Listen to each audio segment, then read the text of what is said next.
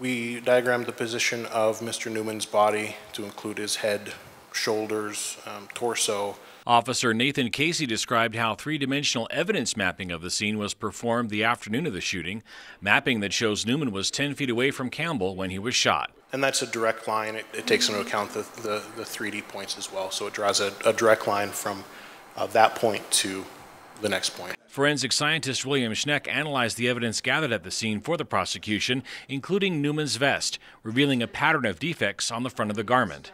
Entrances to the vest or just nicks and skips across the surface of the vest from an object. Schneck says those defects show how a bullet traveled across the vest.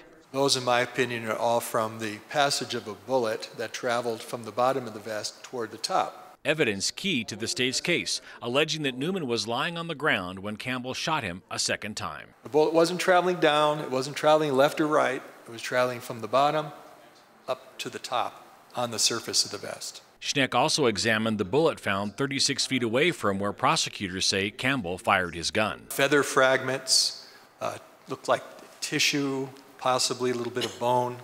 And would that be consistent with the bullet going through Mr. Newman's back and the back of his vest, through his body, through his spinal cord, and out his armpit area?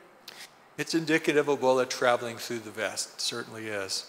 And it could very well be the bullet to travel through his, from his back to his front and severing the spine.